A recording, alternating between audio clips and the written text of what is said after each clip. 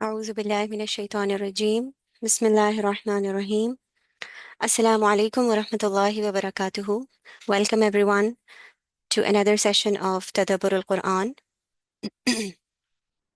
आज हम सूरह असर स्टार्ट करने जा रहे हैं इंशाल्लाह. छोटी सी सूरह है and we will try to complete it.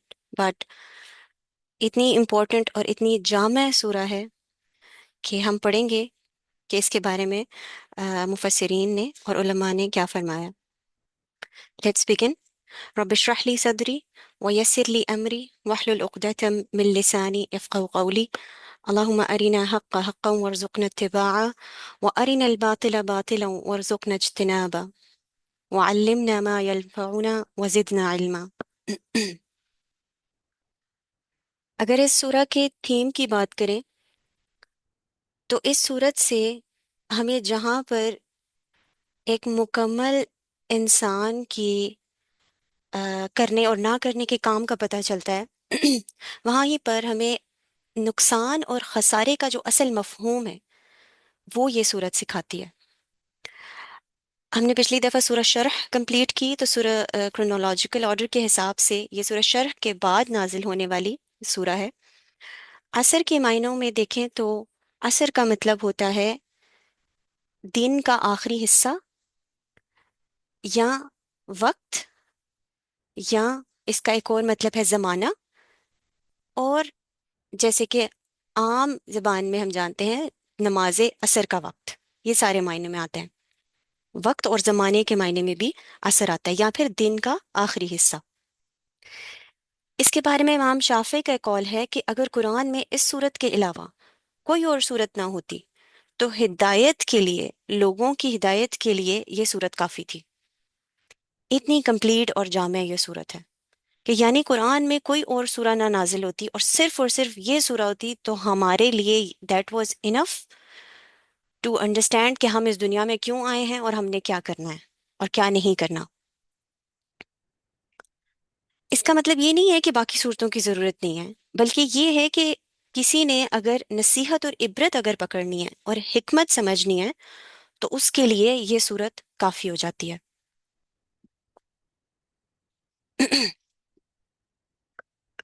ये बिल्कुल असर का वक्त ऐसा होता है जिस वक्त हमें दिन के ख़त्म होने का एहसास होने लग जाता है. Like the day is ending. उस्ताजा इसकी मिसाल दे रही थी जैसे एक बर्फ़ वाला होता है ना, उसकी मिसाल समझें कि जैसे उसकी बर्फ पिघलती जा रही है, हमारी जिंदगियां भी बिल्कुल ऐसी हैं और हमारे हर दिन का एक इख्तिताम भी इस तरह होता है as if the ice is melting. और वैसे ही इंसान की जिंदगी भी उसके हाथ से एक एक सेकंड के साथ निकलती जा रही है, वो वक्त उसके हाथ से निकलता जा रहा है. तो ये सूरत हमें नुकसान और खसारे का असल मफहूम बताती है और नुकसान से बचने के लिए इंसान को क्या करना है वो भी सिखाती है. क्योंकि हम जानते हैं कि with every second and with every minute we are moving towards our death. हम अपनी मौत से और अल्लाह ताला से मिलने से करीब होते जा रहे हैं. बिस्मिल्लाहिर्रहमानिर्रहीम. वल अस्र, कसम है असर की या जमाने की. दिन का आखिरी हिस्सा, दिन के जाने का एहसास दिलाने वाला हिस्सा. नमाज असर के बारे में भी ऐसा ही है कि उसका ज़ाया होना ऐसा है जैसे किसी के घर वाले और घर और सब कुछ तबाह बर्बाद हो गया. नमाज असर की ये अहमियत है. यानी उसके घर पर खुदा ना खास्ता ऐसा कोई हादसा गुजरा है कि जिसके नतीजे में ना घर वाले बचे और ना ही घर में कोई चीज बचे. Just imagine that person who lost everything, relations and घर, उसका साया, उसका छत. ऐसी मिसाल है असर की. बाकी नमाजों के कंपैरेटिव अगर हम बात करें तो नमाज असर की ये अहमियत है. अब दूसरा महीना इसका अगर देखें तो इसको अद्दहर भी कहते हैं. अद्दहर जैसे मैंने कहा वल असर का मायने जमाना भी है, इसी तरह दहर कहते हैं जमाने या वक्त को. तो वक्त भी हमारी जिंदगियों में बहुत अहम है. जैसे मैंने जिक्र किया कि एक एक मिनट और एक एक सेकंड के साथ हम अपनी मौत से करीब جاتے جا رہے ہیں اور ہماری زندگیاں اپنے ہمارے اختتام کی طرف بڑھتی جا رہی ہیں، یعنی خسارے کی طرف بڑھتی جا رہی ہیں۔ کیوں؟ کیونکہ یہ ٹائم جو ہمارے پاس ہے یہ ہماری سب سے قیمتی نعمت ہے، اور یہی ٹائم ہے جو فیصلہ کرے گا کہ آگے میں نے اور آپ نے اپنی ابدی زندگی جو ہے وہ کہاں گزارنی ہے۔ والعصر ان الانسان لفی خسر، عصر کے وقت کی قسم ہے یا زمانے کی قسم ہے کہ انسان خسارے میں ہے۔ خسارے کا کیا مطلب ہوتا ہے؟ یعنی نقصان، اور نقصان ہوتا ہے کمی ہو جانا کسی چیز میں۔ ان الانسان لفی خسر، بے شک انسان، الانسان، اب اس میں یہ بات سمجھنے کی ہے کہ یہ تمام انسانوں کی بات ہو رہی ہے۔ الانسان سے مطلب ہے یعنی یہ نہیں کہ ان الانسان الخاسر، کہ نقصان اٹھانے والا ہے انسان، جو ہے نقصان اٹھانے والا الخاسر ہوتا نا، تو اس کا مطلب ہوتا ہے نقصان اٹھانے والا ہے، بلکہ کہا گیا کہ انسان نقصان میں پڑ چکا ہے، ہی از آلریڈی ان نقصان، یعنی جب انسان پیدا ہوتا ہے اس وقت سے اس کا کاؤنٹ ڈاؤن شروع ہو جاتا ہے، کہ اس کے پاس جیسے ایک ٹائمر ہے نا، اٹس ٹکنگ،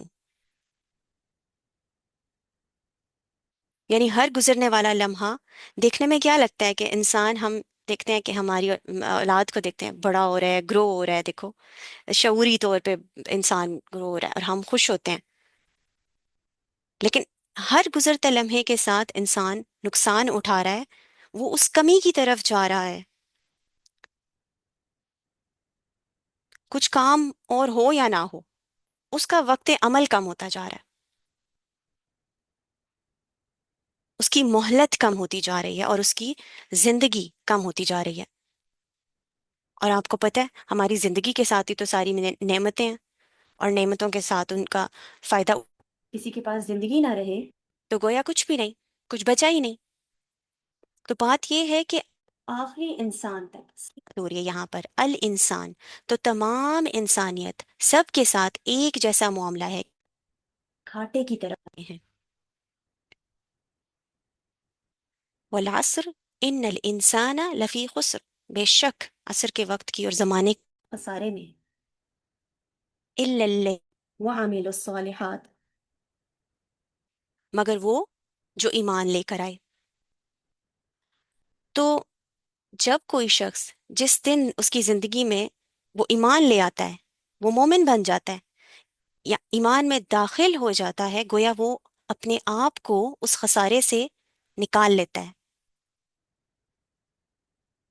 اب طریقہ بتایا جا رہا ہے، یہ بتا دیا گیا کہ بے شک انسان خسارے میں ہی پیدا کیا گیا ہے، وہ ہے نا ان الانسان لفی کبد، دوسری جگہ پر آتا ہے انسان کو مشقت میں پیدا کیا گیا، بٹ دین آگے سولوشن بتا دیا گیا، ایکسپٹ الا الذین آمنوا، مگر وہ جو مومن ہو گئے، ایمان لے کر آئے، اور پھر کیا کیا؟ پھر ایمان کے بعد عاملوا الصالحات، عمل صالح کیے، پھر نیک عمل کیے۔ تو کیا پتا چلا؟ زندگی کا نیک کاموں میں استعمال، بہتر کاموں میں استعمال انسان کو خسارے سے بچا لیتا ہے۔ وہ اپنے وقت کو ضائع نہیں کر رہا ہوتا، وہ اپنے وقت کو استعمال کر رہا ہوتا ہے، یوٹیلائز کر رہا ہوتا ہے۔ ہم کہتے ہیں نا کہ وقت ضائع نہ کرو، وقت ضائع نہ کرو، صرف ضائع نہ کرنا امپورٹنٹ نہیں ہوتا، بلکہ اسے پروڈکٹیولی استعمال کرنا بھی ضروری ہوتا ہے، کسی اچھے کام میں اس وقت کو لگانا، یہ اہم ہے۔ کسی چیز کو بچا کر رکھنے کی بات نہیں ہو رہی یہاں پر، کیونکہ وقت کو تو ویسے بھی ہم بچا نہیں سکتے، وہ تو گزر رہا ہے، یا وہ ضائع ہو رہا ہے اور یا وہ استعمال ہو رہا ہے، رائٹ؟ تو جو استعمال نہیں کر رہا وہ ضائع کر رہا ہے، اور استعمال کرنے والا کیسے استعمال کرتا ہے؟ جب وہ عمل صالح کرتا ہے، نیکیوں کے ساتھ، اچھے کاموں کے ساتھ۔ تو نقصان سے کون بچ سکتا ہے؟ بتا دیا گیا، الا الذین آمنوا وعملوا الصالحات، خاص طور پر دو چیزوں کا خیال رکھیں اس کے بعد، وتواصوا بالحق وتواصوا بالصبر، ایک دوسرے کو حق کی وصیت کریں اور ایک دوسرے کو صبر کی تلقین کرتا ہے. چار چیزیں آ گئی نا اس میں. آمینو وعملوا الصالحات وتواصوا بالحق وتواصوا بالصبر. وصیت کیا ہے؟ تواصو کیا ہے؟ اس کو سمجھتے ہیں.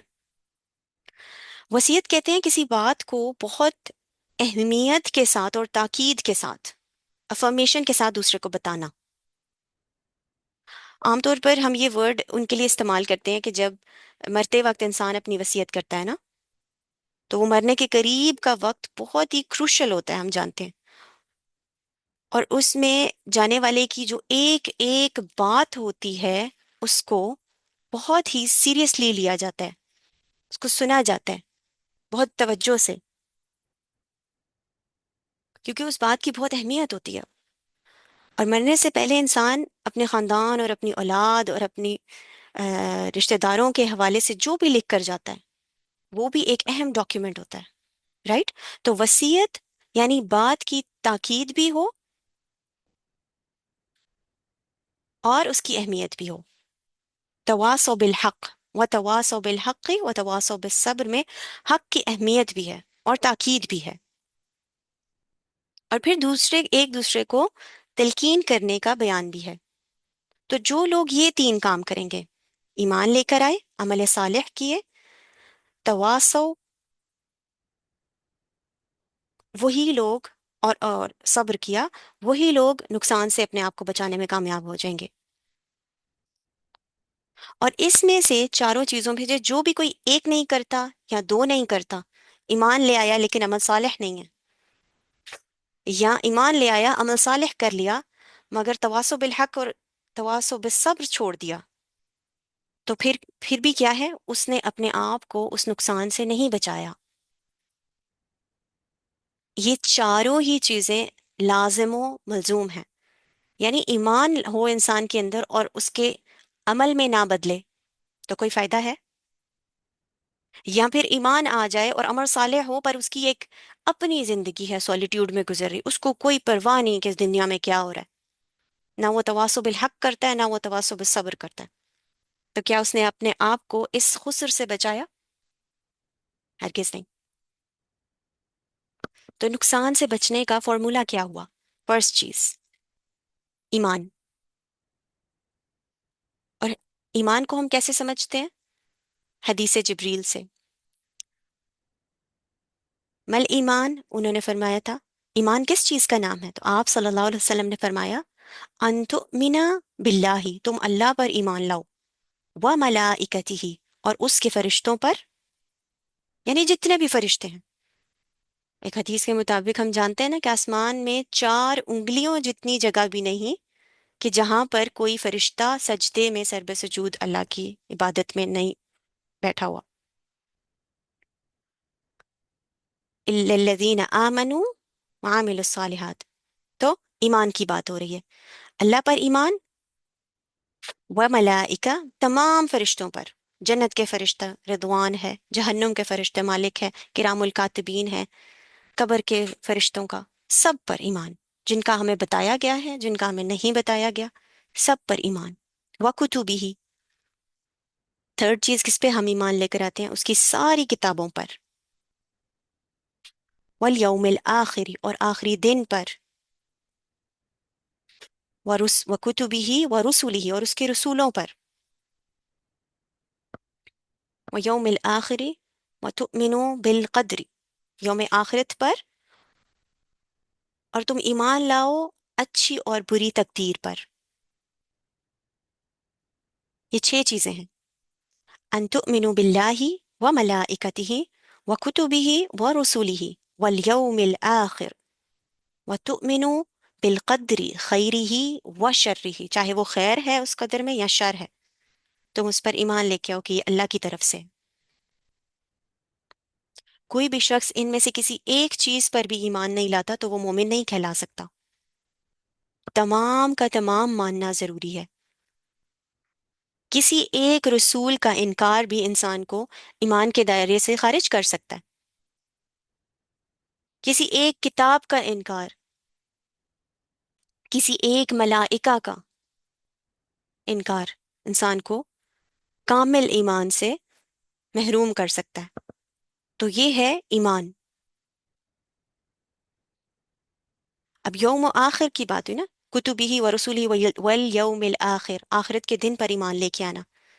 تو یوم آخرت کب شروع ہوتا ہے؟ یوم آخر ایک انسان کے لیے، میرے لیے، میری موت سے لے کر یوم آخر میرا شروع ہو گیا. وہاں سے لے کے جتنے بھی آگے مرحلے آتے ہیں ان کے بارے میں ہمیں جو کچھ بھی پتا ہے قرآن و حدیث سے، قرآن و سنت سے، ان سب پر ایمان لے کر آنا. منکر نکیر پر، جنت کو ماننا، ہر چیز کو. اور کسی نے ان میں سے کسی ایک چیز کو بھی اگر نہیں مانا، انکار کیا، تو وہ انسان اس دائرے سے، ایمان کے دائرے سے خارج ہو جاتا ہے. پھر قدر از ویری کروشل.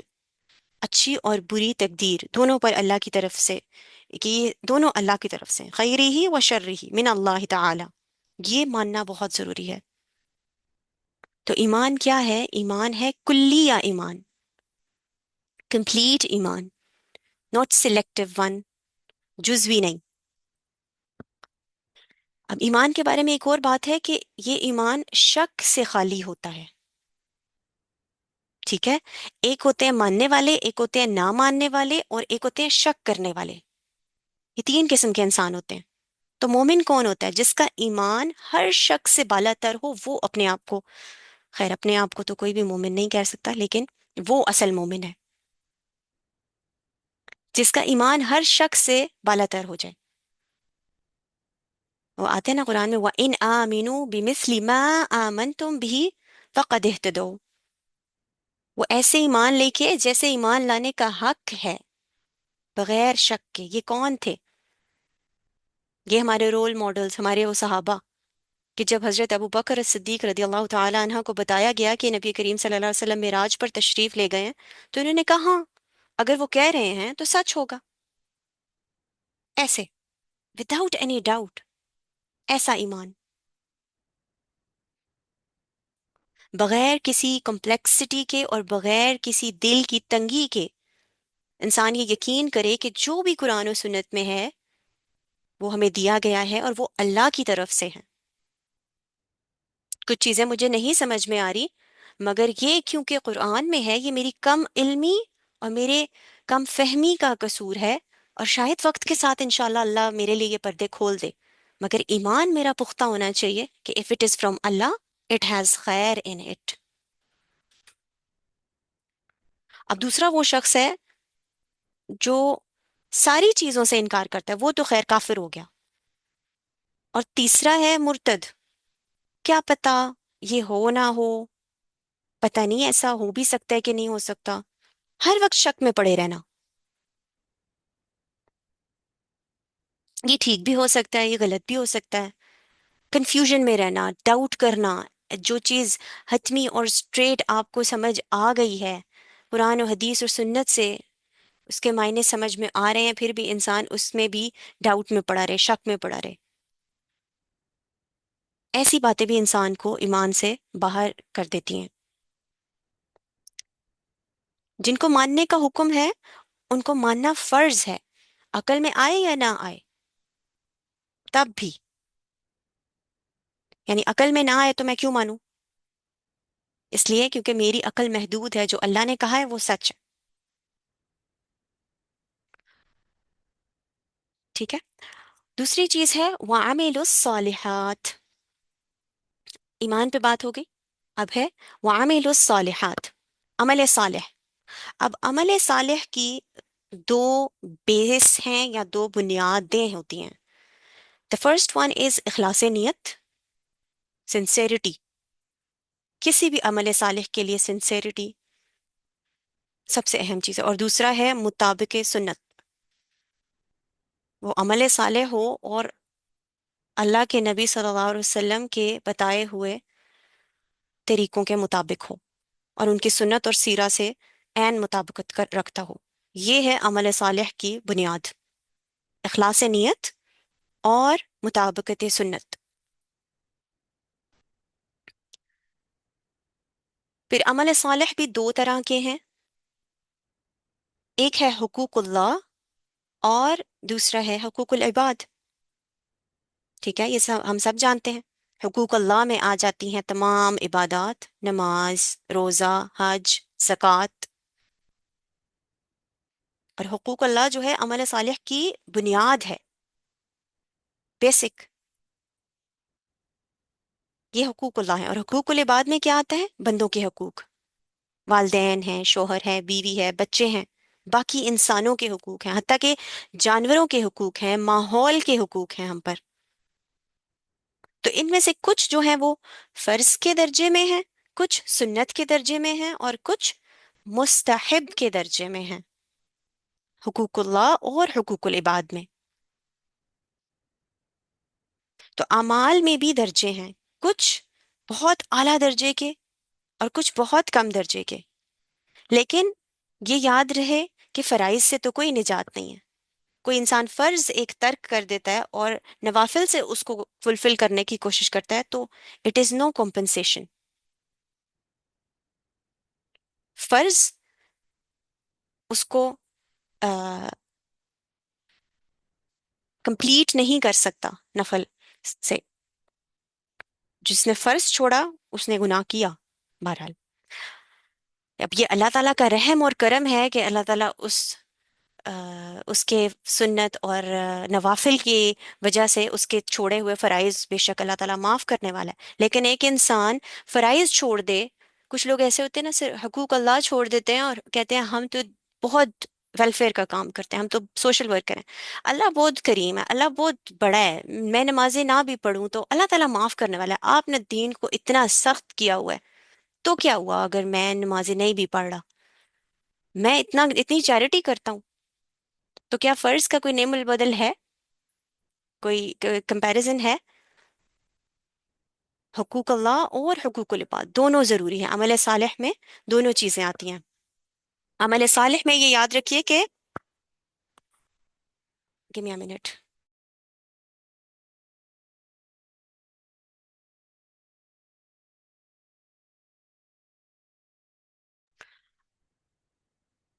تو عمل صالح میں یہ بھی یاد رکھیں کہ ہم، جیسے میں نے کہا نا، ہر عمل صالح کا ایک درجہ نہیں ہے۔ اب وہ جس حساب سے اے، عمل کے بھی درجے ہیں، اسی حساب سے جو انسان اعلیٰ درجے کا عمل صالح کرے گا اس کا درجہ اعلیٰ ہوگا۔ لِكُلٍّ دَرَجَاتٍ مِّمَّا عَمِلَ، یہ انسانوں کے بارے میں آیا نا کہ ان کے درجات ایسے ہوں گے جیسے ان کے کام ہوں گے۔ لِكُلٍّ دَرَجَاتٍ مِّمَّا عَمِلَ، تو یعنی کہ پتہ یہ چلا کہ عمل صالح کے بھی لیولز ہیں، اور انہی لیولز کے حساب سے ہمارے بھی لیولز ہوں گے جنت میں، درجے ہوں گے۔ تو یہ تو بات ہو گئی آمنو وعملوا الصالحات۔ تو جو جتنے عمل کرے گا اس کے درجات اسی طریقے سے ڈیسائیڈ ہوں گے۔ کوئی زیادہ نمازوں کا اہتمام کرتا ہے، کوئی زیادہ روزوں کا اہتمام کرتا ہے، ٹھیک ہے، کوئی زیادہ سنت اور نوافل کا اہتمام کرتا ہے، وہ دوسروں سے اس کیٹیگری میں آگے ہوگا۔ اب تیسری چیز ہے وتواصوا۔ تواسی کیا ہے؟ اب تواسی کی یہ باب تفاعل ہے، بائی دا وے، یعنی پوری کی پوری امت میں سب کی یہ ڈیوٹی ہے کہ وہ کیا کریں؟ ایک دوسرے کو حق کی تلقین کرتے رہیں۔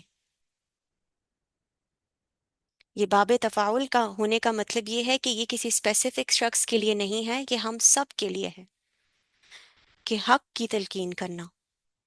اور حق کیا ہوتا ہے؟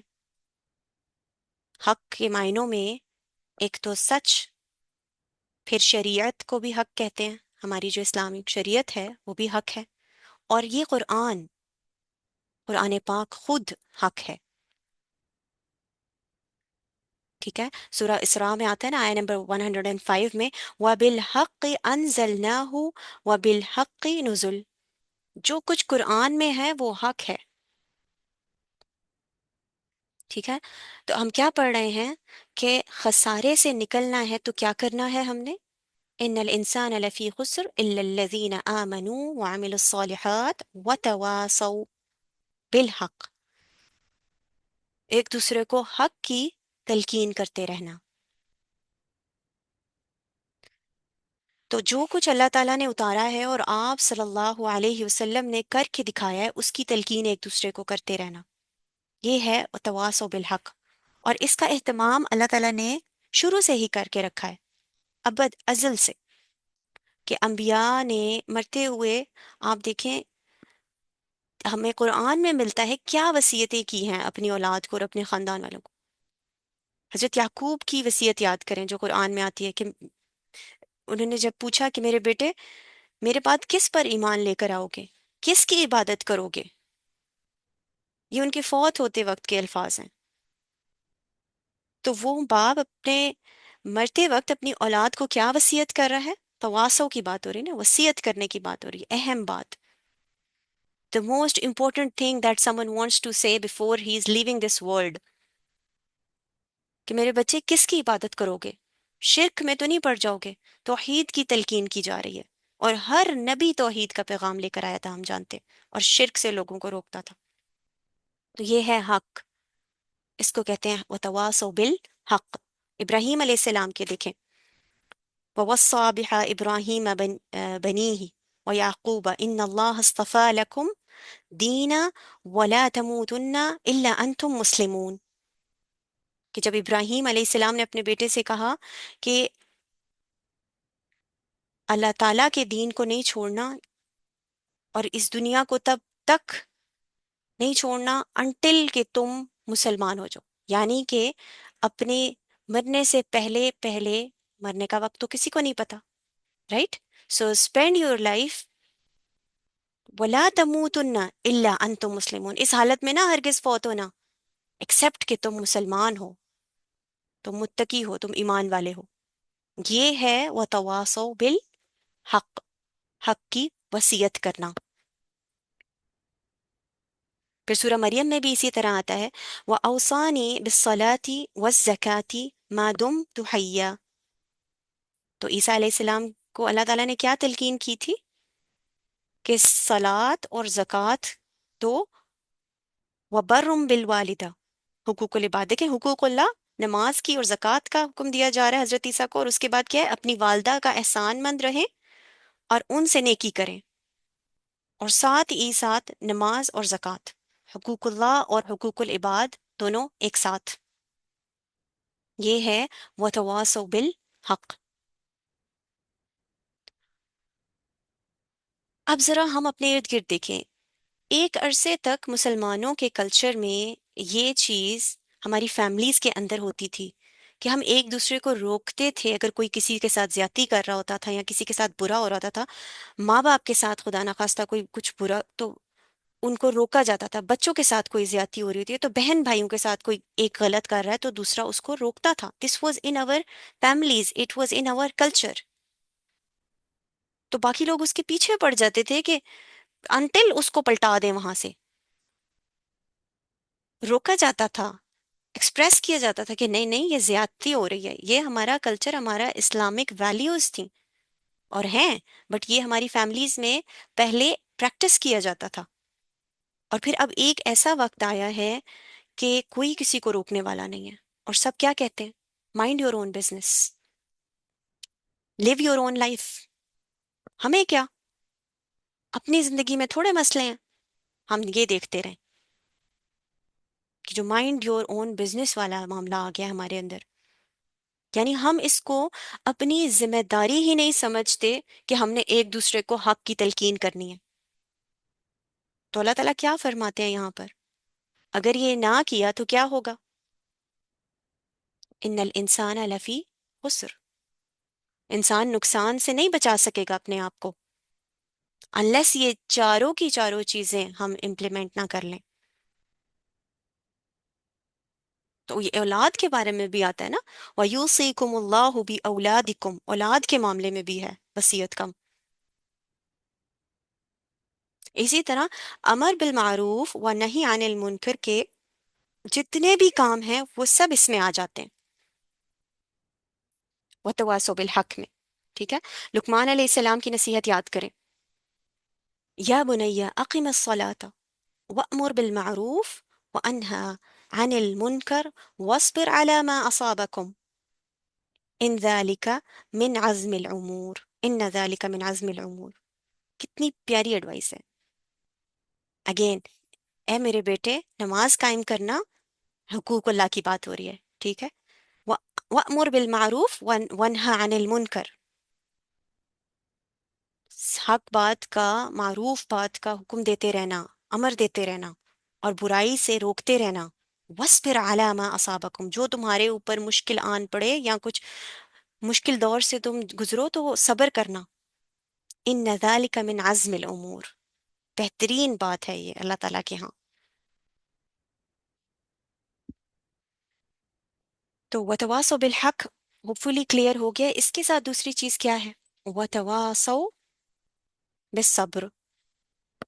یہ دونوں ایکچولی ایک ہی چیز ہے اگر اس کو سمجھے، کیونکہ حق کی تلقین دراصل صبر کی تلقین ہے، اور صبر کی تلقین حق کی تلقین ہے. اچھا کیسے؟ صبر دیکھیں تین چیزوں میں ہوتا ہے نا. ایک صبر ہوتا ہے اطاعت میں، اطاعت پر صبر کرنا. وہ کیا ہے؟ یعنی کوئی انسان نیکی کرتے کرتے انکنسسٹنٹ ہو جائے، یا وہ تھک جائے کہ یہ فلاں کام ہو کیوں نہیں رہا، یا دعا کرتے کرتے تھک جائے، ادھر ادھر جانے لگے، ڈپریس ہو جائے. آپ نے دیکھا ہوگا نا کہ ایک انسان ایک عرصے تک ایک نیکی کرتا ہے، پھر وہ تھک جاتا ہے، پھر کیا کرتا ہے؟ بہت کر لیا بس.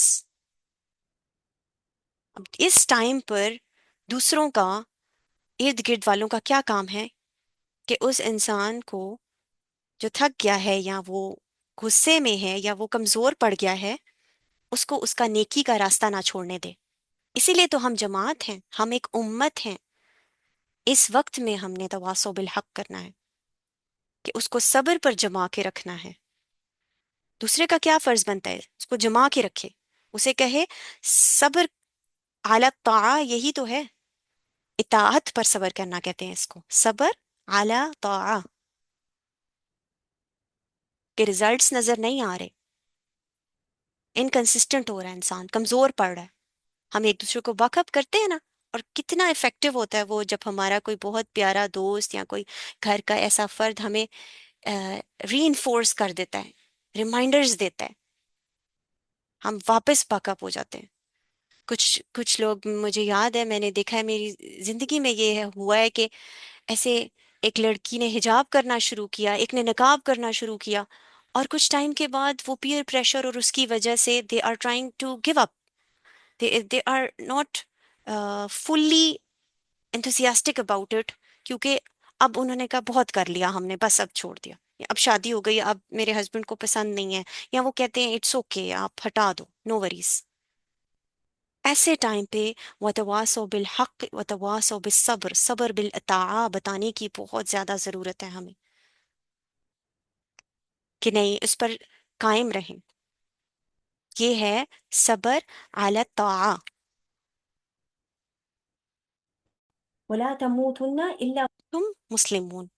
ٹھیک ہے، کیا فرمایا تھا؟ کامل مسلمان جو ہوگا نا، وہ صبر بالطاعہ کو ہرگز لائٹلی نہیں لے گا. یہ ہے وصیت بالصبر جو دی گئی ان کو. وَلَا تَمُوتُنَّ إِلَّا وَأَنْتُمْ مسلمون. اچھا دوسرا ہے معصیت چھوڑنے پر صبر کرنا، برائی یا گناہ چھوڑنے پر صبر کرنا. یعنی کوئی اگر کسی بری عادت میں پڑا ہوا ہے، یا کوئی اسموکنگ کا عادی ہے، یا کوئی خدا نخواستہ شراب کا ایڈکٹ ہو گیا ہے، کوئی کسی اور حرام کام میں پڑ گیا ہے، لوگ دیکھیں ارد گرد کے اور اس کو کہیں کہ ہمیں کیا، نہیں سمجھتا، یہ بہت سمجھایا ہے ہم نے، خود ہی ٹھوکریں کھا کھا کے سمجھ جائے گا، ہمیں کیا. ایک مسلمان یاد رکھیں کبھی بے حس ہو ہی نہیں سکتا، اور خود غرض ہو ہی نہیں سکتا.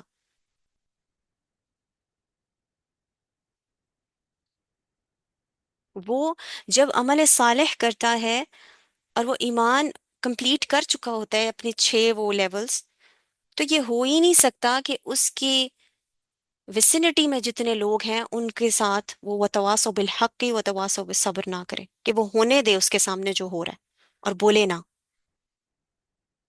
کہ جا رہے ہیں جہنم میں تو جائیں، مجھے اپنی سے مطلب ہے. वो पता है ना आपको उस हदीस का, अमर बिल मारूफ व नही अनिल मुनकर के बारे में, कि जब अल्लाह ने उस बस्ती को तबाह करने का हुक्म दिया था तो एंजल्स ने क्या फरमाया था कि या अल्लाह इसमें तेरा एक आबिद बंदा भी है। तो अल्लाह ने कहा था कि इधर से शुरू करो अजाब देना। क्यों? वो तो आबिद था ना।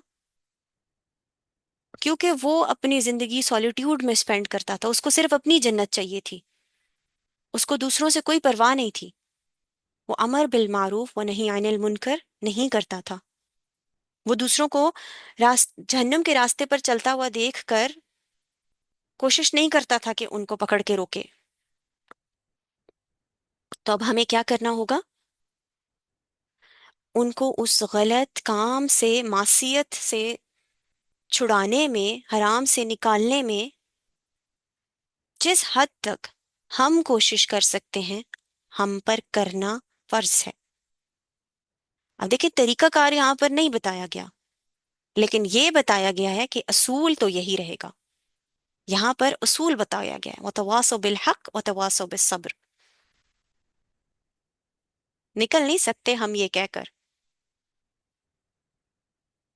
अगर खुद नुकसान से और खसारे से बचना चाहते हो तो क्या करो?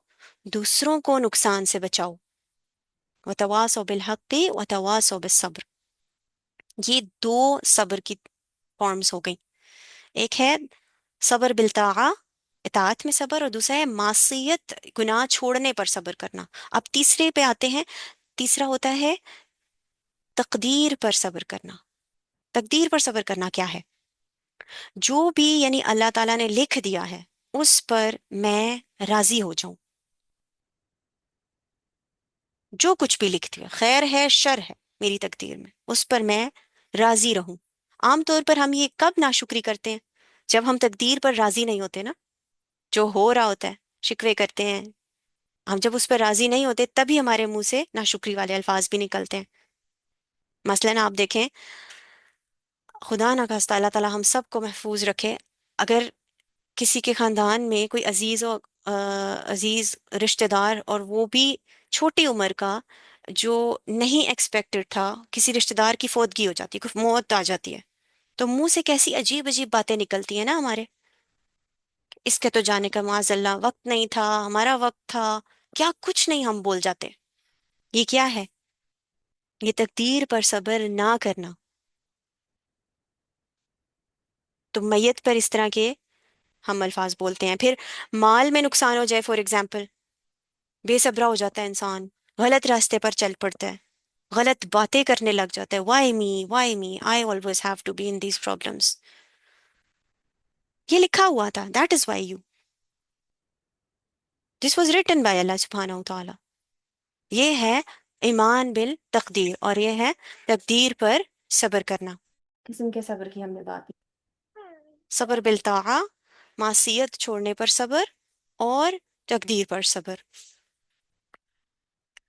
अब इसमें समझने की बात यह है कि जो मोमिन होता है ना, अगर हम अपने आप को दिल दिल में मोमिन समझते हैं तो हमें हर हाल में राजी और खैर नजर आनी चाहिए। यानी किसी भी हाल में खैर से खाली नहीं होता। नेमत मिलती है तो शुक्र करता है, वो भी उसके लिए खैर है। और अगर नेमत चली जाए तो क्या करता है? सब्र करता है, वो भी उसके लिए खैर है। और इस वजह से एक मोमिन इत्मीनान में रहता है। ही इज अ काम पर्सन। आपने देखा होगा कुछ लोगों के चेहरे, कुछ लोगों का एटीट्यूड कितना रिलैक्स और काम होता है। And we look at them and we want to be like them. हम कहते हैं कि कितनी तमानियत और सुकून है आपके चेहरे पर।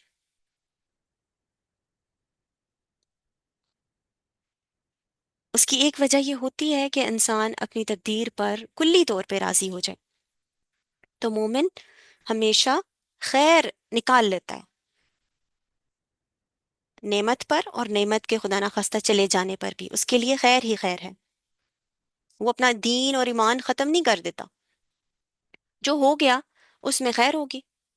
खुदा ना खास्ता अगर किसी की औलाद नहीं है तो इसमें खैर होगी जो अल्लाह ने नहीं दी। या किसी की औलाद नाफरमान निकली बहुत कोशिशें करने के बाद भी, تو اس میں بھی اللہ کی یہ تقدیر ہے. ایسے معاملات میں اللہ تعالیٰ پر راضی ہونا. دس از وتواصوا بالصبر. اگر اکثر آپ دیکھیں ہماری خواہشات، ہماری منشا، ہماری مرضی کے خلاف جب کوئی کام ہوتا ہے تو ہم کیا کہتے ہیں؟ میرے ساتھ ایسا کیوں ہوا؟ کیونکہ اللہ نے چاہا اس لیے آپ کے ساتھ ایسا ہوا، اللہ نے لکھا تھا. اللہ کا کوئی فیصلہ ظالمانہ نہیں ہوتا. اس پر ایمان رکھنا. اللہ کا کوئی فیصلہ انجسٹ ہو ہی نہیں سکتا. یہ ایمان ہونا ہمارے اندر without a doubt, without a شک. یہ ہے مکمل ایمان. تو ایک دوسرے کو اس کی تلقین کرتے رہنا انسان کو خسارے سے بچا لیتا ہے. برائی کی صفت ہے نا یہ، کہ اگر ہم اس کو اپنے ہاتھ سے، اپنی زبان سے یا اپنے دل میں بھی برا نہیں جانتے تو یہ برائی کی صفت ہے کہ وہ بڑھتے بڑھتے آپ کو سویلو کر سکتی ہے. And most of the time it will swallow the person who is not stopping that برائی. روکنا بھی ضروری ہے جتنی انسان کی استطاعت اور کیپیسٹی ہو اس کے حساب سے. اب آپ کی کیپیسٹی ڈفرینٹ ہوگی اور میری کیپیسٹی ڈفرینٹ ہوگی، اللہ تعالیٰ جانتے ہیں. مگر روکنا از مسٹ. امر بالمعروف و نہی عن المنکر ایسی چیز نہیں ہے جو چوائس ہو کہ کریں نہ کریں. کوئی چیز آپ کی نظروں کے سامنے غلط ہو رہی ہے، میرا اور آپ کا فرض ہے کہ ہم جس حد تک اس کی استطاعت اور کیپیسٹی رکھتے ہیں اس کو روکیں. اب تبلیغ جو ہے ضروری نہیں کہ ایک پراپر فارمیٹ یا ایک پراپر سٹائل میں ہی کی جائے. ٹھیک ہے کہ آپ سیشنز لیں. جب انسان کے اندر اپنا شعور آ جاتا ہے، اس کے اندر سمجھ ہوتی ہے، آپ اچھائیوں کو پھیلانے والے، اپنے ڈیلی مرہ کی روٹین میں اچھائیاں پھیلانے والے اور برائیوں کو روکنے والے بن جاتے ہیں. That becomes your life style. اور اس کے برعکس آگ، گناہ کی کیا مثال ہے؟ اٹس لائک اے فائر، آگ کی طرح. اگر اس کو بھڑکنے دیں گے تو وہ اپنے ارد گرد کی ہر چیز کو اپنی لپیٹ میں لے لے گی. اس کو بجھانا ضروری ہے. ٹھیک ہے، تو یہاں پر کامیابی کا جو معیار ہمیں سورہ عصر میں بتایا گیا ہے وہ بہت ڈفرینٹ معیار ہے. وہ یہ نہیں ہے کہ جو دنیا میں ہمیں معیار بتایا جاتا ہے. سب سے پہلا معیار ہے کہ انسان اپنے اندر اصلاح کرے. ایمان، دل کی کیفیت اس کی بدلے. صاحب ایمان ہونا اور صاحب ایمان نہ ہونا یہ بہت ہی دو مختلف کیفیات ہیں.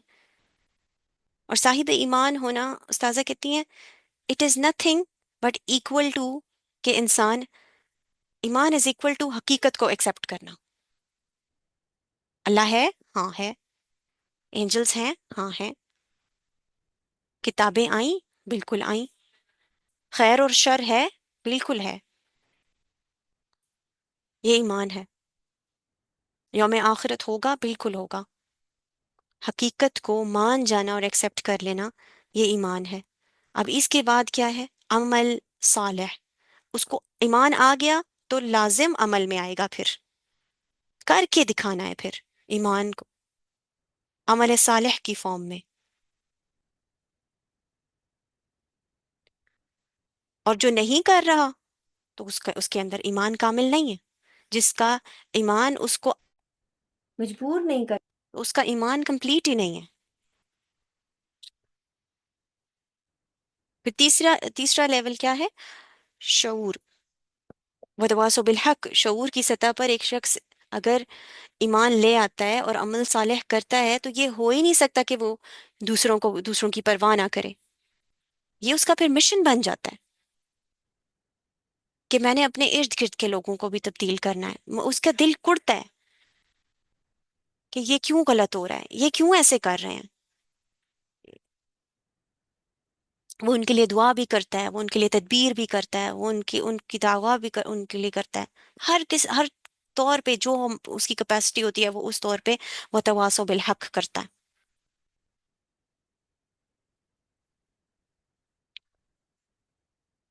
किसी भी इंसान की शख्सियत की तकमील, the completion of someone is in these three levels: ईमान लेके आना, अमल सालेह करना, और वतवासो बिल हक वतवासो बिल सब्र करना। अब इसमें एक इम्पोर्टेंट बात यह है कि जब हम कोई अमल करते हैं और उसको सिर्फ और सिर्फ अकेले करते हैं और उसके साथ किसी को ज्वाइन नहीं करते या किसी के साथ ज्वाइन नहीं हो जाते खैर में, तो अकेले एक काम करना काफी मुश्किल हो जाता है। आप पीछे हिकमत समझें वतवासो बिल हक की वतवासो बिल सब्र की, कि ये जो उम्मत का हमारा कॉन्सेप्ट है ये है ही इसलिए क्योंकि अकेले बहुत मुश्किल होता है। इसलिए किसी जमात का या तो हिस्सा बन जाए, तब एक अमल कंसिस्टेंट रहता है। जब आप एक किसी के साथ मिलकर कोई काम कर रहे होते हैं तो आप मजबूत होते हैं। जब आप कोई नेकी का काम सीखते हैं और आगे उसको बताते हैं तो आपका अपना ईमान फर्म होता है और आपका अपना अमल फर्म होता जाता है, एज कंपेयर टू समवन जो अपनी नमाजें पढ़ता जा रहा है, अपना सदका करता जा रहा है, अपना रोजे रखता जा रहा है और उसको नहीं परवाह, वो दूसरों को हकीर समझता है बस, या फिर वो बॉदर ही नहीं करता, तवासो बिल हक की वो तवासो बिल सब्र करता ही नहीं। तो इसमें हमारे लिए क्या तलकीन है कि इंसान, एक मोमिन बंदा, इज्तिमाई जिंदगी बसर करे। व तवासो बिल हक की व तवासो बिल सब्र में यूनिटी, उम्मत का कॉन्सेप्ट, इज्तिमाई तौर पे दूसरों की फिक्र करना, it all includes in it. आप देखें जैसे एक इंसान, जस्ट इमेजिन करें कि अल्लाह ताला ने हमें दो हाथ दिए हैं ना। अब अगर मुझे एक हाथ से सारे काम करने पड़े, सिर्फ एक हाथ से, कितना मुश्किल हो जाएगा। हर काम एक हाथ से करना, या खुदा ना खास्ता किसी की एक आंख काम कर रही है और दूसरी आंख काम नहीं कर रही, एज कंपेयर टू समवन जो अपने दोनों हाथों से एक काम को तकमील तक पहुंचाता है। या तो it is the concept of जमा। दिस सूरा is teaching us about the concept of taking care of everybody around us as much as we can. Otherwise, इंसान, इन्नल इंसाना लफी खुसर, और कौन खसारे में नहीं है? जिन्होंने ये काम कर लिया वो खसारे में नहीं है, उन्होंने अपने आप को इस नुकसान और खसारे से निकाल लिया। अल्लाह ताला हमें अमल की तौफीक दे। That is it from my side. और इसके बाद अगर कोई कुछ ऐड करना चाहे तो प्लीज अपने आप को अनम्यूट कर सकते हैं। जज़ाकल्लाहु खैरन कसीरा।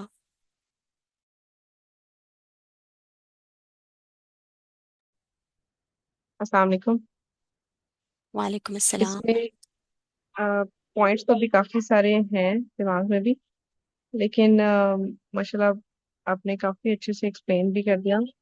एक चीज मैं ऐड कर दूं कि जो बड़ी मेरे लिए हैरानगी की बात थी कि सहाबा कराम जब ये एक दूसरे से जुदा होने लगते थे ना, जब अल्लाह हाफिज करने लगते थे एक दूसरे को, तो ये सूरत पढ़ा करते थे लास्ट में, गुड बाय के टाइम पे ना।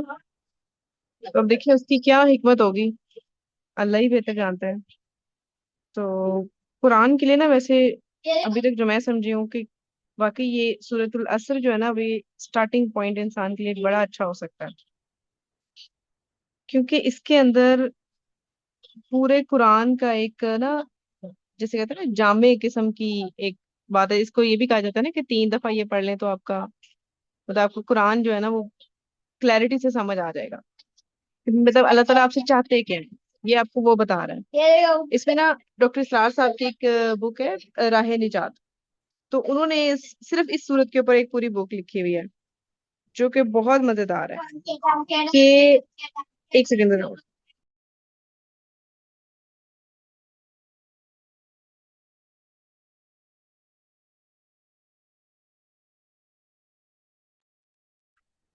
और सबसे हैरानगी की बात है, वो ये कहते हैं कि निजात का जरिया ये काम है। मतलब हम इसको यूं नहीं कह सकते कि जिसने ये काम किया उसके बड़े दर्जात होंगे, या बल्कि ये कहा गया कि जिसने ये 4 काम नहीं किए वो खसारे में है। اب نا میری ایک عادت بنی ہے کہ جیسے قرآن کو جب بھی ہم اٹھائیں نا تو ہر لفظ کو نا جس لفظ کے اوپر بھی بات کر رہے ہوں اس کو نا قرآن کے مختلف حصوں میں دیکھیں تو آپ کو اس کے مطلب کی سمجھ میں آتی ہے. فار ایگزامپل جیسے اگر ہم پہلی آیت کو دیکھیں، والعصر، تو عصر کے لفظ کو پورے قرآن میں ڈفرینٹ آیات میں جا کے جب ہم ڈھونڈتے ہیں تو اس میں ایک میننگ بڑا کلیئر پایا جاتا ہے. جیسے سورہ یوسف میں آ- آصر کا لفظ آتا ہے، اور کہ نچوڑنے کا، جیسے شراب نچوڑنے کا. اور سورہ نبا میں بھی موثرات کے بادلوں کا پانی نچوڑ دیا. تو اس طرح کئی جگہ پہ دیکھیں گے تو آپ کو اس کا ایک یہ مطلب ملتا ہے، یا ایک مطلب زمانے کا بھی ملتا ہے. پانی اور بہاؤ کا جو نظام ہوتا ہے اس کو نچوڑنے سے تصور کرنا. تو یہ سارے اس کے میننگز نکلتے ہیں اس میں نا. اور یہ دیکھیں جو عصر کا ٹائم ہوتا ہے نا، یہ بھی پورے دن کا نچوڑ ہوتا ہے. نچوڑنا مطلب یعنی دباؤ کے بعد کا ایک نتیجہ نکالنا، کسی چیز کا آخری حاصل ہونا. تو اصل ایک صرف ٹائم نہیں ہوتا، یہ ایک بڑا ڈفرنٹ ٹائم ہے باقی دن کے ٹائم میں. کسی بھی عمل کی نا آخری نتیجے کا لمحہ ہے یہ. اب میں مثال آپ کو یوں دوں گی کہ جیسے میں اکاؤنٹس میں میری جاب ہے، لائک میں فائنانس سے ریلیٹ کرتی ہوں، تو میں اکاؤنٹنگ کے حوالے سے ایک چھوٹا سا آپ کو ایک مثال دے سکتی ہوں. جیسے دن کا اینڈ سٹارٹ ہوتا ہے نا، تو ہم اکاؤنٹنٹ جو ہوتا ہے نا وہ سارے اپنے لیجرز جو ہیں وہ ٹیلی کرنا شروع کر دیتے ہیں. ہم دیکھنا شروع کر دیتے ہیں اچھا کتنا پیبل ہے، کتنا ریسیویبل ہے، ہر سائڈ دیکھنا شروع کر دیتے ہیں اس کی. اور 10-10 روپے کا بھی حساب رکھ رہے ہوتے ہیں کیونکہ کل کو آڈٹ ہونا ہوتا ہے. تو ہمیں پتا ہے کہ اگر میں نے آج 10 روپے کس جگہ خرچ کیے، 10 روپے میرے پاس کہاں سے آئے. تو ہم چھوٹی چھوٹی چیزوں کا بھی نا پورا حساب رکھتے ہیں. اس کی وجہ یہ ہے کہ کل کو ہم نے آڈٹ دینا ہوتا ہے، تو ہمیں پوری فکر ہوتی ہے، اکاؤنٹیبلٹی کا احساس ہوتا ہے. تو اب آپ اندازہ کریں کہ جب ہم سورہ عصر کو دیکھتے ہیں نا تو صرف عصر کے ٹائم کو ہی دیکھ لیں کہ اس ٹائم پہ پتہ چل جاتا ہے کہ میرا دن خسارے میں گزرا، کہ مطلب میں پروفٹ میں رہی ہوں کہ لاس میں رہی ہوں. کیا یہ ٹوٹل لاس ہے یا ٹوٹل پروفٹ ہے؟ تو آپ یہ دیکھیں کہ ہم اگر ڈیلی بیسس پہ اس عصر کے ٹائم میں یہی چیز سوچیں تو کیا مطلب ہمارا کیا رزلٹ نکلے گا. جیسے اکاؤنٹس کی میں نے آپ کو مثال دی، پورا اکاؤنٹنگ سسٹم ہے یہ. صبح کے ٹائم آپ کے پاس ایک اوپننگ بیلنس ہوتا ہے، پھر آپ ڈیلی ٹرانزیکشن کر رہے ہوتے ہیں. ہم اللہ تعالیٰ کے ساتھ پورے دن میں ٹرانزیکشن ہی تو کر رہے ہوتے ہیں، اور ڈیبٹ کریڈٹ ہو رہا ہوتا ہے، اور اینڈ میں ایک کلوزنگ بیلنس نکل آتا ہے. انٹرسٹنگلی اللہ تعالیٰ کی جو کائنات ہے نا، اس میں بھی تھوڑا سا ایسا معاملہ چل رہا ہوتا ہے. عصر کے ٹائم پہ نا فرشتے بدل رہے ہوتے ہیں، اور ایک حدیث بھی آتی ہے نا کہ اس ٹائم پہ فرشتے عدل بدل رہے ہوتے ہیں. تو وہ جا کے بتاتے ہیں کہ اللہ تعالیٰ کے جو بندے ان کے پورا ریکارڈ لے کے جاتے ہیں، ریکارڈ سبمیشن ہو رہی ہوتی ہے ایک طرح. تو وہ کہہ رہے ہوتے ہیں کہ مطلب یہ بندہ اس وقت بھی نماز پڑھ رہا تھا، یا فجر کے ٹائم میں. دو ٹائمز ہوتے ہیں، یہ دونوں ٹائم بڑے ضروری ہیں اور اسٹرینجلی بڑے ضروری ہیں. آپ غور کریں اگر کہ ان دونوں ٹائم میں نا انسان کی صرف یہ کیفیت نہیں بدل رہی ہوتی کہ کہ جیسے میں پورے دن کا اینڈ ہو رہا ہے یا پورے دن کا آغاز ہو رہا ہے. یہ پورا ایک نا شفٹ کا ٹائم ہوتا ہے، فجر کا بھی اور عصر کا بھی. تو اللہ تعالیٰ جب کسی بھی چیز کی قسم کھاتے ہیں تو اس کے پیچھے یقیناً کوئی بہت بڑی وجہ ہوتی ہے. اب ان دونوں اوقات کو نا کبھی دیکھنا، میں نے گروپ میں بھی بلکہ بات شیئر کی تھی کہ یہ دونوں ٹرانزیشن فیزز ہوتی ہیں، دن اور رات ایک دوسرے میں بدل رہے ہوتے ہیں. اسی ٹائم پیریڈ میں ہمارا جسم، دماغ، ہمارے ہارمونز، ان سب میں بہت بڑی چینجز آتی ہیں. ہمارا سرکیڈین ردم، ہمارے ہارمونز اوپر نیچے، کورٹیسول کہاں جا رہا ہے، میلاٹونین کہاں جا رہا ہے، تو پورا ایک ٹائم پیریڈ جو ہوتا ہے نا وہ چینج ہو رہا ہوتا ہے. اب عصر کے ٹائم میں دیکھیں نا تو ہمارا دن کا جو پیک پرفارمنس ٹائم ہوتا ہے نا وہ نیچے آنا شروع ہو جاتا ہے. ہماری باڈی ایک مطلب کوگنیٹو جو شارپنیس ہوتی ہے، اس کی سوچنے کی صلاحیت، انرجی لیول، ٹیمپریچر سب ڈاؤن جا رہا ہوتا ہے، نیچے جاتا ہے. جسم جو ہے نا وہ رات کی تیاری کے لیے شفٹ کر رہا ہوتا ہے. اب اس ٹائم میں نا آپ کا جو شعور ہوتا ہے نا اس پہ یہ جتنے بھی عوامل ہیں نا یہ بہت زیادہ اثر انداز ہو سکتے ہیں. یعنی کہ آپ صبح کے ٹائم میں آپ سمپیتھیٹک نروس سسٹم میں ہوتے ہیں، اور شام کے ٹائم میں پیرا سمپیتھیٹک، یعنی جو ایک فکر کا موڈ شروع ہو جاتا ہے. پورا دوسرا ٹائم جو ہے وہ ان وائنڈ ہونا شروع ہو جاتا ہے، دن کلوزنگ کی طرف جا رہا ہوتا ہے. تو آپ اندازہ کریں کہ اللہ اللہ کے نبی صلی اللہ علیہ وسلم نے اس وقت کی نماز کی خاص حفاظت کا حکم دیا، اور یہ بھی فرمایا کہ اس کا گھر مال سب چھن جائے گا جو یہ نماز چھوڑے گا. ایسا کیوں ہے؟ کیونکہ عصر کے ٹائم کو حدیث میں بھی ایک بہت بڑا خسارے سے جوڑا گیا ہے کہ اگر اس وقت انسان کی جو غفلت ہے وہ انسان کی زندگی میں ایسا نقصان ڈال سکتی ہے، اس کے ذہنی اور باطنی کیفیت کے لیے بڑا نقصان ہے۔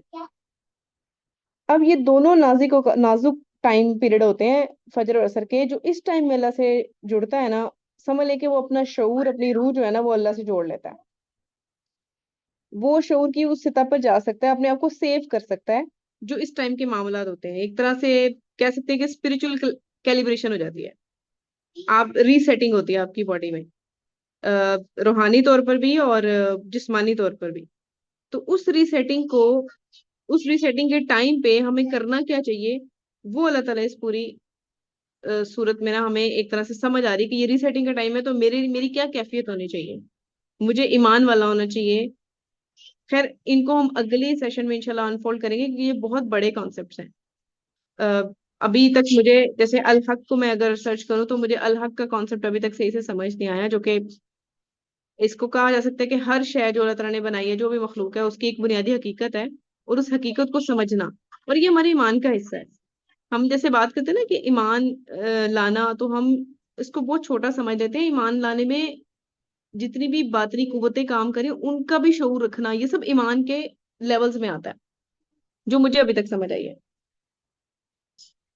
میں صرف 2 آیات ہی آپ کو ابھی تک بتا سکوں گی کہ اب یہ جو خسارہ ہے نا، اس کو بھی آپ پورے قرآن میں سرچ کریں۔ یہ نا عادت بنائیں تھوڑی سی کہ جب بھی آپ کوئی ورڈ پڑھیں نا، اس کو قرآن کے دوسری میننگز میں بھی دیکھا کریں کہ کہاں کہاں یہ ورڈ یوز ہوا ہے۔ اب خسارے کے لیے اللہ تعالیٰ نے جہاں جہاں ورڈ یوز کیا نا کہ خاسرین ہے وہ لوگ، تو آپ کو ان کی صفات ملیں گی۔ ان ساری جو نیچے باتیں ہیں نا، ان سب سے اپوزٹ ملتی ہیں لیکن بڑی کلیئر ملتی ہیں کہ وہ عہد توڑنے والے ہیں۔ سب سے پہلے تو اللہ تعالیٰ نا فاسقون کے بارے میں بتاتے ہیں، پھر انہیں کے بارے میں بتاتے ہیں کہ سب سے زیادہ خسارہ پانے والے ہیں۔ میں ایک ہی آیت آپ کو بتا دیتی ہوں جو کہ مجھے ٹاپ نوچ لگی اس ٹاپک کے لیے، کہ خسارہ کیسا خسارہ، کہ ایک تو اللہ کا عہد توڑتے ہیں، ینقضون عہد اللہ، اور پھر امر ربی بھی توڑتے ہیں۔ امر اللہ مطلب جس کو جوڑنے کا اللہ نے حکم دیا اس کو کاٹ ڈال۔ اب میں اس عہد کو عہد الست لوں گی اور امر ربی کو میں روح لوں گی، تو عہد الست کو بھی یعنی کہ ہم بھول چکے ہوتے ہیں، اور امر ربی یعنی اللہ کے ساتھ کنیکشن کا ذریعہ ہے ہماری روح، اس کو ہم کاٹ ڈالتے ہیں۔ تو ان لوگوں کے بارے میں آتا ہے یہ سب سے بڑے خسارے میں۔ اب اس کو اپوزٹ لے لیں تو آپ کے ذہن میں آئے گا کہ جو انسان یعنی روح کے ساتھ اپنا کنیکشن جوڑے، یعنی اللہ رب العزت کے ساتھ اپنا کنیکشن قائم کرے اور اپنے عہد کو ریوائز کرے، تو پھر وہ خسارے سے نکل سکتا ہے۔ تو یہ بیس جو سیٹ مجھے لگی قرآن سے لیتے ہوئے، تو باقی جو آگے انشاءاللہ پوائنٹس ہیں فاطمہ نے بڑے اچھے ایکسپلین کر بھی دیے ہیں، اور ہر ایک کی بڑی اچھی وضاحت کی ہے۔ لیکن ان ٹاپکس کو میں نے قرآن سے بھی میں دیکھنے کا ٹائم نہیں مل سکا کہ عمل صالح، ایمان، وتواصوا بالحق اور وتواصوا بالصبر کا کیا اصل میں میننگ ہو سکتا ہے مزید۔ اگر اس کی گہرائی میں جائیں تو قرآن اندر ہے، تو اس کو مزید انفولڈ کیا جا سکتا ہے، لیکن جیسے میں نے بتایا کہ وقت کی کمی ہے، تو انشاءاللہ اس کو بھی ایک سیشن اور کر کے انفولڈ کریں گے۔ ہاں، اس کو ہم نیکسٹ ویک کی ایکسٹریکشنز کے ساتھ نا مصباح، اس کے یہ والے ایسپیکٹس انشاءاللہ کور کر لیتے ہیں، نیکسٹ ویک میں ایک اور ٹھیک ہے، سیشن رکھ لیں گے انشاءاللہ اس کا، ایسے ہاں کرتے ہیں۔ ٹھیک ہے۔ کوئی اور کچھ ایڈ کرنا چاہے گا؟ جزاک اللہ خیرن کثیرہ سسٹر مصباح، جزاک اللہ۔ سسٹر منیرہ، آپ نے کچھ ایڈ کرنا ہے؟ جی فاطمہ السلام علیکم، بس زیادہ وعلیکم نہیں، السلام۔ جو مصباح نے بات کی اس کی بس کسی کو تھوڑا سا ٹائم فریم میں کریکٹ کر لیتے ہیں کہ بہت ہی شاندار بات کی تھی مصباح نے، کہ جو انہوں نے کہا نا خاصین کا کنسیپٹ جو ہے وہ عہد اللہ سے آ رہا ہے، تو اب یہ دیکھنا ہے کہ عہد اللہ کا جو ٹائم فریم ہے نا وہ دہر کا ٹائم فریم ہے۔ اس کے لیے آپ کو سورہ انسان پڑھنی پڑیں گی نا، سورہ انسان ہے وہ ہمیں بتاتی ہے کہ دہر کا ٹائم فریم کیسے کنیکٹ ہو۔ میں مصباح کی بات کو جوڑ رہی ہوں کہ 2 ٹائم فریم چل رہے ہیں۔ جو مصباح نے کہا نا کہ جو خاسرین تھے، جو کیونکہ ایک ٹریڈنگ ہے نا، بیسکلی ٹرانزیکشن ہے، تو جو ہم نے معاملات ہم نے عالم دہر میں کیے تھے نا، میں اس کو ریپیٹ کرتی ہوں شاید کو، بسم اللہ الرحمن الرحیم، حل اتا حل الانسانی حین من الدہر لم یکن شیئا مذکورا۔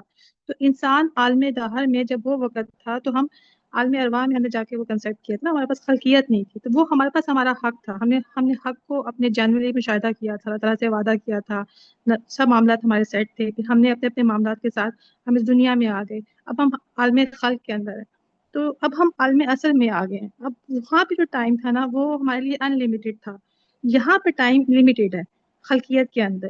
دس realm has to be collapsed somehow. اس میں ٹائم کا ایک فیکٹر آ گیا نا، ٹائم کی ڈائمینشن چل رہی ہے، وہاں پر ٹائم کی ڈائمینشن نہیں تھی ہماری ارواح کے لیے. اس لیے اللہ نے یہاں پہ انسانوں کو بتایا ہے کہ اب تھوڑے سے محتاط ہو جاؤ، جس ڈائمینشن میں اتار دیے گئے ہو نا وہاں پہ لمیٹڈ ٹائم فریم میں کر لو. جو ارواح اپنا الس پورا کر کے اوپر چلی جائیں گی وہ نفس مطمئنہ ہے، ٹھیک ہے، وہاں پہ انسان اپنا حید پورا کر دیتا ہے. تو اس لحاظ سے پھر ہم اصل کو آپ بالکل دہر کے ونڈو کے سامنے رکھ کے دیکھیں تو پھر سمجھ میں آتا ہے کہ ابداً ابد والی سچویشن سے ہم ایک 60-70 سال کی زندگی میں پھنس گئی ہے اور پوری انسانیت پھنس گئی ہے. اب جتنا بھی چاہیں کچھ بھی کر لیں، ٹائم کی قید سے باہر نہیں نکل سکتے. اس کے بعد پھر اگلی کنڈیشن آتی ہیں جو مصباح نے کہا کہ وہ کیا کام کرنے والے ہیں، وہ بات کی بات ہے، بٹ فرسٹ ٹو ریئلائز کہ ہم یہاں کر کیا رہے ہیں. تو دہر اور اثر دونوں کو ٹائم فریم میں دیکھنا اور سمجھنا کہ ٹائم کمپریس کیسے ہو گیا ہے، چل کیسے رہا ہے، اور ٹائم مجھے کیسے جو ہے وہ میری حقیقت نہیں بدلتی لیکن میری خلقیت بدل رہی ہے. میں بچپن میں جوان ہو رہی ہوں، بوڑھی ہو رہی ہوں، مطلب ایک پورے لمحہ لمحہ میں ایک چھوٹے بچے سے 60 سال بعد ایک بوڑھی عورت ہو کے پھر ہم نے مر جانا ہے. سو خلقیت میری چینج ہو رہی ہے بٹ حق از دیئر، میری روح وہیں کی وہیں ہے. تو دیٹس واٹ میری پوائنٹ جو میں ایڈ کرنا چاہ رہی تھی بس. ٹھیک ہے، جزاک اللہ. جزاک اللہ خیرن کثیرہ. Thank you. انشاءاللہ نیکسٹ ویک میں سسٹر مصباح اور سسٹر منیرہ آپ لوگ ضرور اس کو نا مور الیبوریٹو طریقے سے انشاءاللہ ہم اس کو کرتے ہیں ڈسکس پہ. اینی ون ایلس کچھ آپ نے کہنا ہو؟ نہیں تو پھر ہم اس کو وائنڈ اپ کرتے ہیں انشاءاللہ.